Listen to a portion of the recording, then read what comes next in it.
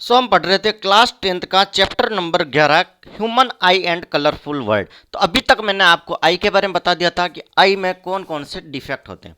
Okay, इसके बाद मैंने आपको डिस्पर्जन ऑफ द लाइट बता दिया, और इसके बाद मैंने तारों का टिमटिमाना ट्विकलिंग ऑफ स्टार बता दिया।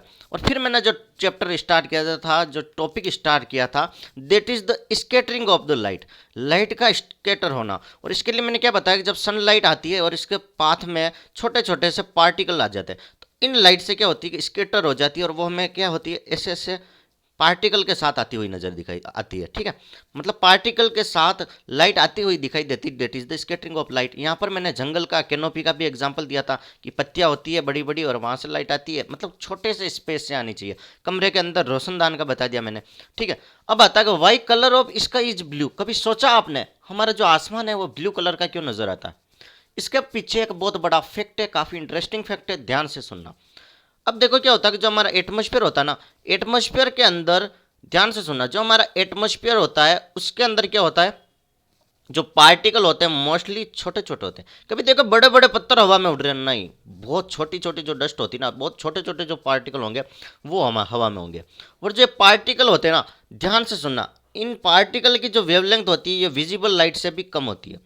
इन पार्टिकल की वेवलेंथ विजिबल लाइट से भी कम होती है। और जब लाइट, सुनना, जब लाइट इन पार्टिकल पर गिरेगी, कि जब लाइट इन पार्टिकल पर गिरेगी तो ब्लू लाइट स्कैटर्ड होगी। ठीक है, क्योंकि वेवलेंथ कम होती है और ब्लू की भी वेवलेंथ कम होती है। अब कोई बोला कि सर रेड कलर का क्यों नजर नहीं आता, तो देखो माय डियर फ्रेंड, जो रेड कलर की लेमड़ा वेवलेंथ होती है वो ब्लू से 1.8 टाइम होती है। मतलब रेड कलर की वेवलेंथ आने के लिए आपको पार्टिकल की साइज क्या होनी चाहिए, बिग। लेकिन हम हवा में बड़े बड़े पार्टिकल कैसे उड़ेंगे यार? हवा में स्टेबल छोटे छोटे पार्टिकल ही रह सकते हैं, जो हल्का होगा वो ऊपर उठेगा।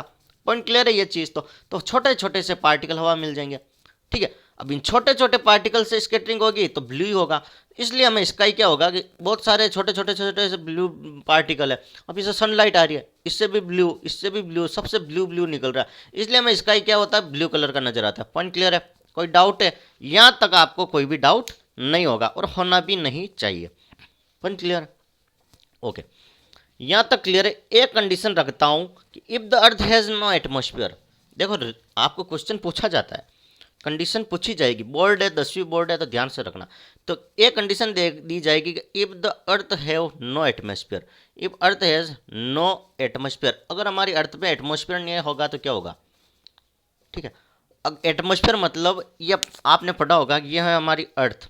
ठीक है, इसमें ट्रोपोस्फियर, स्ट्रेटोस्फियर, मिसोस्फियर, थर्मोस्फियर, एक्सोस्फियर, बहुत सारी अर्थ की परतें होती है, जिसमें क्या होती है, डस्ट पार्टिकल, गैसेस वगैरह होती है। ठीक है, डस्ट पार्टिकल और गैसेस वगैरह होती है। तो कह रहा है कि अगर अर्थ के पास एटमोस्फियर ही ना हो तो क्या होगा? देखो एटमोस्फियर नहीं होगा तो यहाँ पर क्या स्केटरिंग पॉसिबल है? अगर कोई एटमोस्फेयर ही नहीं होगा तो यहाँ पर कोई डस्ट वगैरह ऊपर होगी नहीं, ऐसा नॉर्मल होगा। ठीक है, तो स्केटरिंग यहाँ पर पॉसिबल नहीं है, और स्केटरिंग नहीं होगी तो जैसा है वैसा रहेगा। मतलब स्काई हमें कौन से कलर का दिखेगा? ब्लैक। समझ में आया? कि जब भी कोई एटमॉस्फेयर प्रेजेंट नहीं होगा, अगर अर्थ के पास एटमॉस्फेयर नहीं होता, ये कंडीशन दे दी जाए तो हमारा क्या होगा? That is the black colour का नजर आएगा। ठीक है, कहीं पर भी स्केटरिंग नहीं होगी, स्केटरिंग वगैरह पॉसिबल नहीं होगी, रिफ्लेक्शन ऑफ लाइट नहीं होगा तो क्या होगा? सिर्फ काला काला नजर आएगा। तभी तो एरोप्लेन जब हवा में उड़ते, बहुत ऊपर ऊंचाई में उड़ते ना एरोप्लेन वगैरह, तो वहां पर कोई भी एटमॉस्फेयर नहीं होता, इसलिए वहां पर सब ब्लैक ब्लैक नजर आता है। हद से ज़्यादा ऊपर उठा दिया जाए वहां पर कोई भी एटमॉस्फेयर प्रेजेंट नहीं होता, हमारा एटमॉस्फेयर नीचे नीचे की लेयर पर ही प्रेजेंट होता है। ठीक है, अर्थ की भी 4 से 5 लेयर है। पांचों लेयर कौन सी है? ऐसे नॉलेज के लिए बता रहा हूँ।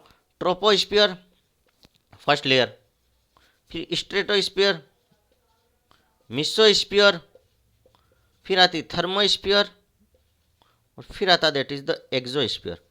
ठीक है, there is the 5 layer of the earth, there is the 5 layer of the earth.